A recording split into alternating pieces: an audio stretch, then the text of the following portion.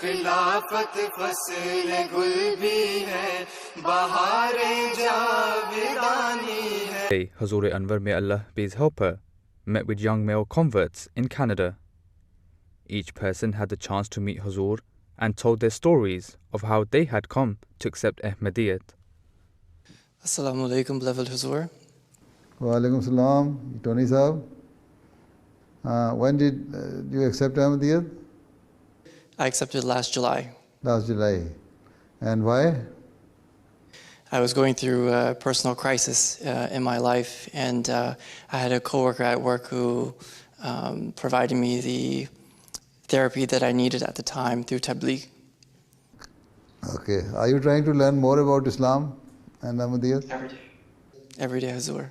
Acha, mashallah. Okay. Now next. میرا نام محمد مہادم جید ہے. میں کینیڈا سے اور بیک ہوم میرا پاکستان لاہور سے ہوں میں, اور میں اپنی فیملی میں فرسٹ کنورٹ ہوں. حضور مجھے سب سے میرا کٹ آف ہو گیا, اور لائک اللہ اور میں ہوں. اچھا, تو کیوں آپ کی دعائیں چاہیے. کیوں جماعت احمدیت کیوں قبول کر لی مشکل میں ڈالنے کے لیے اپنے آپ کو؟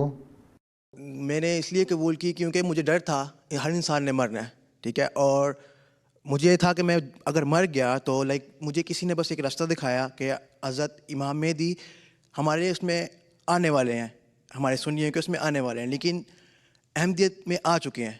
تو لائک میں نے اس میں ریڈ کیا, پڑھا, میں نے کافی بکس وغیرہ پڑھی, ریڈ کیا ان کو, اور اس کے بعد مجھے ایسا لگا کہ مجھے ایکسیپٹ کرنی چاہیے احمدیت, اور الحمدللہ میں نے ایکسیپٹ کی. اور بس دعا کریے میری فیملی کے لیے, خاص طور میری مدر کے لیے. میں ان کے لیے بہت پریشان ہوں, اپنی مدر کے لیے. تو اللہ فضل کرے. تھینک یو سو مچ, جزاک اللہ حضور. Assalamu alaikum, beloved Hazur. My name is Sergio. I've accepted Ahmadiyyat in April of 2018. April 2018? 18. Acha, mashallah. Why? At the time, I felt a bit like I was a bit of a lost soul, and I wanted to be part of a community. And I attended a few Jalsa Salanas here, and I noticed the welcoming members, and Your religion is from Christianity? Yes, it is. Yes. Okay, then what made you join? I met a friend at my university that I went to, and they invited me to Jalsa Salanas, and I came for 2 years in a row. And one of them I actually saw when you attended in Canada in 2016, and I really liked the slogan, as some of the other brothers mentioned, that love for all, hatred for none. And I wanted to be part of a community who, inspired other communities as well. Okay, Allah bless you. Assalamu alaikum, Hazur. Alaikum salam. Mark Saab, then what do you say? Why did you accept Ahmadiyyat? I accepted Ahmadiyya because when I was in the Philippines, I researched a lot of religion because I feel lost from Christianity before as well. So your background is Christianity? Yes. And then when I came in Canada, I met this guy. He's my co-worker before, and he introduced me to Ahmadiyya. I debated him a lot with everything, and he introduced me, and then I accepted Ahmadiyya last July 1st, 2018. Assalamu alaikum, beloved Hazur. My name is Sadat, and I joined the Jamaat last Ramadan in 2020. Acha. So why did you join Ahmadiyyat?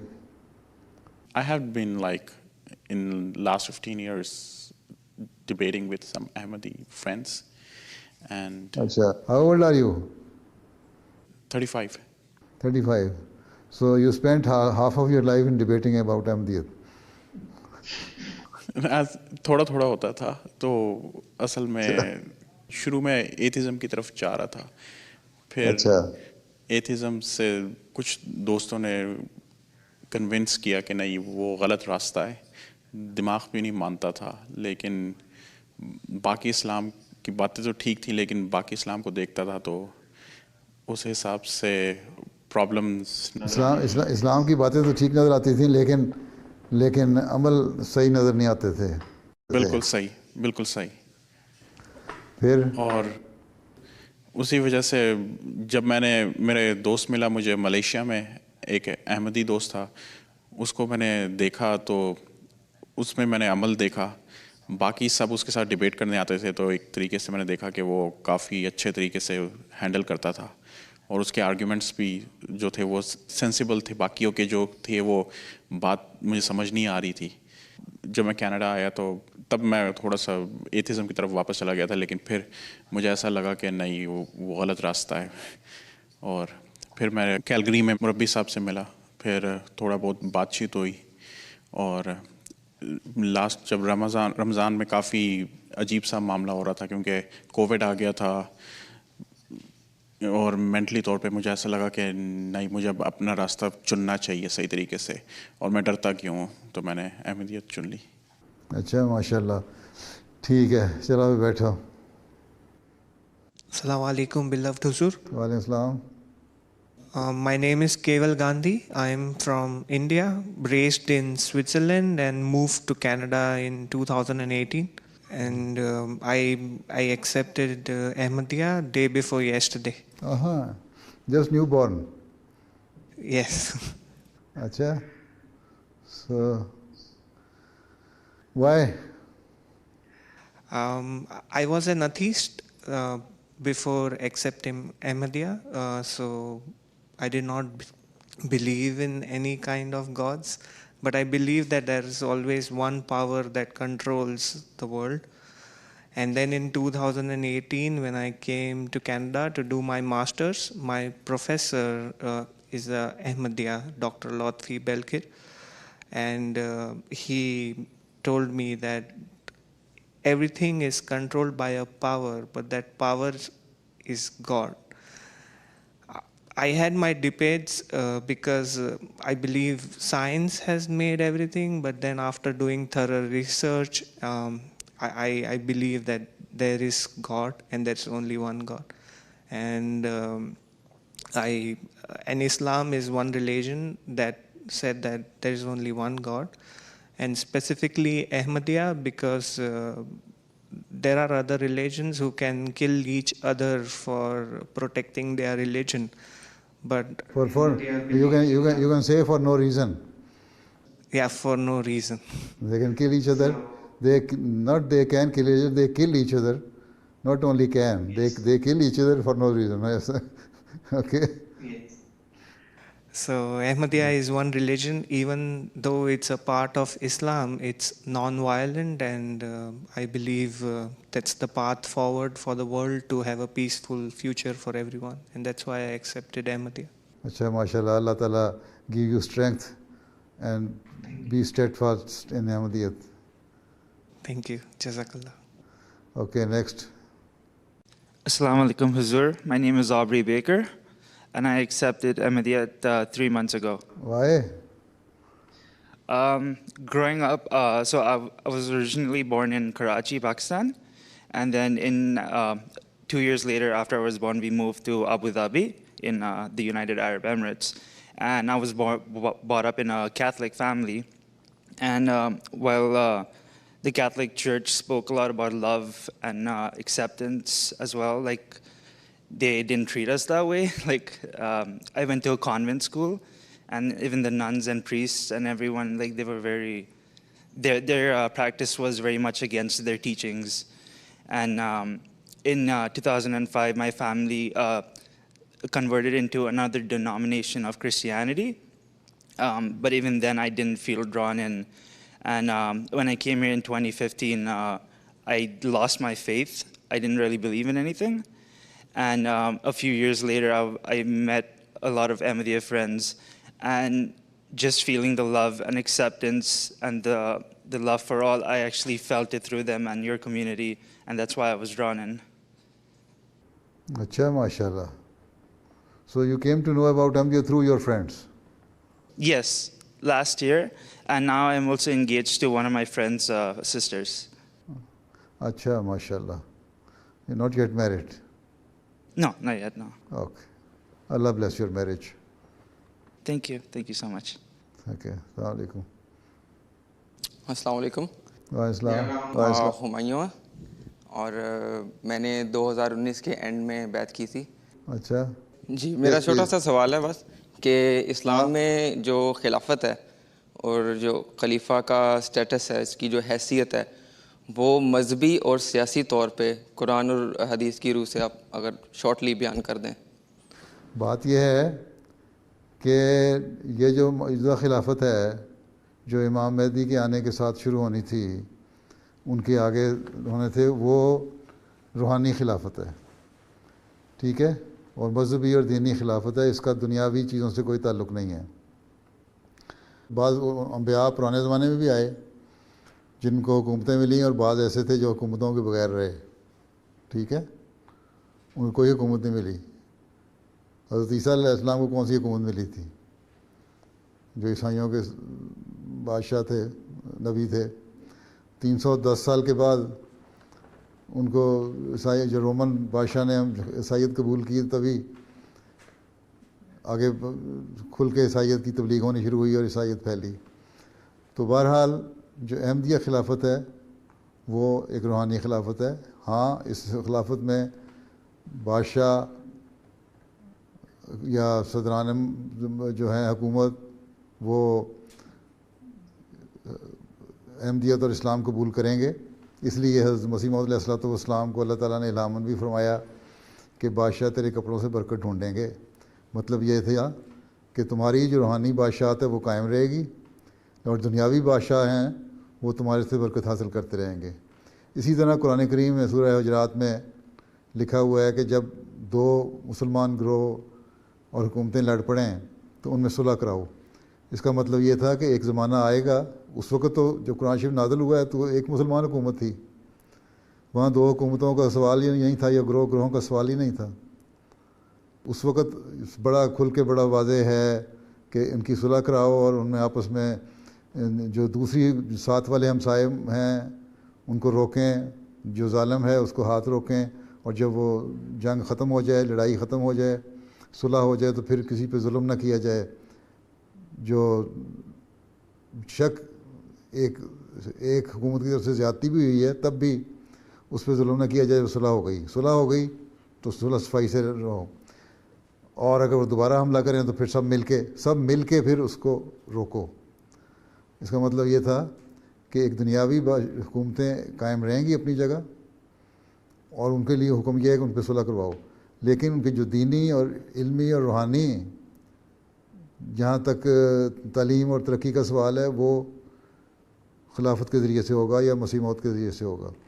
تو یہ چیز ثابت کرتی ہے کہ اب جو زمانہ ہے اس میں خلافت کا تعلق صرف روحانیت سے اور دین سے ہے. ہاں, بادشاہ جو ہیں مختلف حکومتوں کے ہوں گے, اسلامی حکومتوں کے بھی ہوں گے, وہ روحانی طور پہ بھی رہنمائی لیتے رہیں گے, اور ہو سکتا ہے بعض دوسرے معاملات میں بھی خلیفہ وقت سے رہنمائی لیتے رہیں, لیکن دنیاوی بادشاہت اب خلافت کے پاس نہیں ہے. ہاں, دنیاوی بادشاہ اس کے ماتحت ضرور ہیں روحانی لحاظ سے, ٹھیک ہے جی ہاں. اور ایک اور سوال اگر اجازت دیں تو. اب وقت تو ختم ہو گیا, چلیں کر لیں, ہلکا سا سوال ہے اگر تو. چھوٹا سا ہی سوال ہے کہ جو مین اسٹریم مسلمز ہیں پوری دنیا میں, جماعت کی نظر میں ان کا کیا سٹیٹس ہے, اور ان کے ساتھ پوری دنیا میں جہاں پر بھی جو بھی سلوک ہو رہا ہے وہ ان پر عذاب ہے یا وہ زیادتی ہے, ان کے ساتھ ظلم ہے؟ یہ چھوٹا سا سوال تو نہیں, بہت بڑا سوال ہے. سوال چھوٹا ہے پر جواب اس کا بڑا ہے. بات یہ ہے کہ جو مین اسٹریم مسلم ہے, حضرت صلی اللہ علیہ وسلم نے فرمایا کہ جو کہتا ہے لا الہ الا اللہ, محمد رسول اللہ بھی بات نہیں کی, جو کہتا ہے لا الہ الا اللہ وہ مسلمان ہے. تو جو لا الہ الا اللہ محمد رسول اللہ کہتا ہے ہم تو اس کو مسلمان ہی کہتے ہیں. ہاں, وہ زمانے کے امام اور مسیح موعود کو کے انکاری اور منکر ہیں. اس لحاظ سے اگر ہم ان کو کہتے ہیں کہ تم منکر ہو, تو وہ انکاری اگر ہیں تو وہ مسیح موعود کے ہیں، اور وہ مسیح موعود جس کا پیش گوئی حضرت صلی اللہ علیہ وسلم نے فرمائی اور جس کی پیش گوئی سورہ جمعہ میں قرآن کریم نے فرمائی اور جگہوں پہ بھی فرمائی، تو اس لحاظ سے وہ منکرین ہیں. لیکن کلمہ پڑھنے کی روح سے جہاں ایک وسیع جو تعریف ہے اسلام کی، اس کے تحت وہ مسلمان ہیں. ٹھیک ہے، ہم ان کو غیر مسلم نہیں کہتے کیونکہ وہ حضرت صلی اللہ علیہ وسلم کو مانتے ہیں. دوسرا بات یہ ہے کہ جو کچھ ہو رہا ہے ان کے ساتھ، یہ کیا ہو رہا ہے؟ اللہ تعالیٰ کا تو وعدہ تھا کہ جب مسلمان کافروں سے لڑائی کریں گے تو اللہ تعالیٰ ان کی مدد کرے گا اور وہ جیتیں گے. یہی وعدہ تھا، اور یہی اسلامی تاریخ میں ہم نے دیکھا. خلافت راشدہ کے زمانے میں یہی دیکھا. آج کل میں خطبات دے رہا ہوں بدری صاحبہ پہ، تو ان میں خلفاء کا ذکر چل رہا ہے، حضرت عمر کا ذکر چل رہا ہے. اسی میں زیادہ تر فتوحات ہوئیں. یہاں ہم نے دیکھا کہ کس طرح کی بڑی بڑی حکومتیں ٹکرائیں، لیکن اللہ تعالیٰ کا وعدہ تھا، اس لیے اللہ تعالیٰ نے مسلمانوں کو فتح عطا فرمائی. ٹھیک، تو یہ چیز ہے کہ جو بات یہ ہے کہ اگر مسلمان اللہ تعالیٰ کی خاطر لڑ رہے ہیں تو ان کی فتوحات ہونی چاہیے جو نہیں ہو رہی، نمبر ایک. دوسرے یہ کہ مسلمان اس وقت کافروں سے لڑ بھی نہیں رہے. مسلمان تو مسلمان سے لڑ رہا ہے. کئی ایک جگہ بھی بتائیں سوائے اس کے کہ فلسطینی اور اسرائیلی میں یہودیوں کے ساتھ جب لڑ رہے ہیں، اس کے علاوہ یا کشمیر میں آپ کہتے ہیں کچھ حد تک ہندوستان کے ساتھ لڑائی کر رہے ہیں، اس کے علاوہ اکثر دنیا میں جو فتنہ اور فساد اور لڑائی ہے مسلمانوں کی، وہ مسلمانوں کے ساتھ ہے. ایک فرقہ دوسرے فرقے سے لڑ رہا ہے، ایک طبقہ ایک پارٹی دوسرے پارٹی سے لڑ رہی ہے. طالبان نے کہہ دیا جب ہم نے فتح مکہ کر لیا. اور فتح مکہ کا کیا؟ وہاں کو کافر تھے جن کو فتح کیا انہوں نے، وہ بھی مسلمان تھے، لا الہ الا اللہ محمد رسول اللہ پڑھنے والے تھے. طالبان بھی وہی کلمہ پڑھنے والے ہیں. تو کس چیز سے فتح مکہ ہو گیا؟ تو یہ تو مسلمان کو مار رہا ہے. اور یہاں پھر یہ اس صورت میں اللہ تعالیٰ پھر کہتا ہے میں سزا دوں گا. جب تم مسلمان، قرآن شریف میں بڑا واضح لکھا ہوا ہے کہ ایک ناحق مسلمان کا قتل جو ہے وہ دونوں جہنم میں لے کے جائے گا. ٹھیک ہے، حضرت صلی اللہ علیہ وسلم کے ایک صحابی نے جب ایک شخص کو قتل لڑائی میں جب اس نے تلوار کے خوف سے کلمہ پڑھ لیا تب بھی قتل کر دیا. اور پھر حضرت صلی اللہ علیہ وسلم کو خبر پہنچی تو آپ بڑے سخت ناراض ہوئے. انہوں نے کہا جی اس نے تلوار کے خوف سے کلمہ پڑھا تھا. انہوں نے کہا تم نے دل چیر کے دیکھا تھا اس کا، تم نے کس خوف سے کلمہ پڑھا تھا؟ تو اس حد تک تو سختی ہے کہ مسلمان کو قتل نہیں کرے. ٹھیک، اس کے باوجود اگر یہ کرتے ہیں تو اس کو مجھے اس کا بارے میں فتویٰ دینے کی کیا ضرورت ہے؟ خود اللہ تعالیٰ کا جو عمل ہے وہ ظاہر کر رہا ہے کہ یہ ان کے اوپر سزا ہے یا ان سے اللہ تعالیٰ راضی ہے. یہ آپ خود فیصلہ کر سکتے ہیں، بلکہ ان کا جو فعلی شہادت اللہ تعالیٰ ہی خود بتا رہی ہے کہ یہ کیا ہے. مجھے اس کے بارے میں کوئی رائے دینے کی ضرورت ہی کوئی نہیں. جیسے برما میں روہنگیا مسلمانوں کو قتل کیا گیا اور ان پر ظلم کیا گیا، اور دنیا کے دوسرے خطوں میں پھر مسلمان اگر یونٹی ہوتی مسلمانوں میں، 54 ملک ہیں اسلام مسلمانوں کے اور امیر ملک بھی ہیں، وہ کیوں نہیں اکٹھے ہو کے انہوں نے روکا اس کو، برما کو؟ مسلمان کا بھائی ہونے کی صرف حدیث پڑھتا ہے، اس کا کیوں نہیں اس کو ہاتھ سے روک رہے؟ اگر حکومتوں کو طاقت ہے نا، حضرت صلی اللہ علیہ وسلم نے فرمایا نا اگر تمہارے میں تم دیکھو کوئی برائی تو اس کو ہاتھ سے روکو. پھر اگر اس کی طاقت نہیں ہے تو زبان سے روکو. اس کی طاقت نہیں ہے تو اس کے لیے کم از کم دعائی کرو. تو ہمارے پاس تو فی الحال نہ حکومت ہے نہ یہ طاقت ہے، تو ہم اس کے لیے دعائی کر سکتے ہیں کہ اللہ تعالیٰ ان مظلوموں پر رحم کرے. لیکن یہ حکومتیں ہیں جن کے پاس دولت بھی ہے اور حکومتیں بھی ہیں، اور 54 ملک ہیں جس نے آدھے دنیا پہ قبضہ کیا ہوا ہے، انہوں نے کیوں نہیں مل کے برما کو روکا؟ تو یہ اس لحاظ سے ٹھیک ہے، ہم کہہ سکتے ہیں کہ یہ ظلم ہو رہا ہے مسلمانوں پہ، لیکن یہ کہنا کہ سزا ہے یا یہ نہیں، یہ اللہ تعالیٰ بہتر جانتا ہے. ان کے عمل کیا تھے یہ تو اللہ بہتر جانتا ہے نا، کس عمل کی پیدائش میں مل رہا ہے کہ نہیں، پاداش میں مل رہی ہے سزا یا واقعی ان پہ ظلم ہو رہا ہے. تو مظلوم کی مدد کرنی چاہیے، اور مسلمان کیوں نہیں کر رہے؟ اور جب وہ نہیں کریں گے اپنے مظلوم بھائی کی مدد تو پھر خود بھی وہ اللہ تعالیٰ کی پکڑ میں آتے ہیں. اس لیے بہت استغفار کا مقام ہے. جی بہت شکریہ، جزاک اللہ. جزاک اللہ. السلام علیکم. ہاں جی صدر صاحب. جزاکم اللہ حضور. اوکے، السلام علیکم ورحمۃ اللہ وبرکاتہ.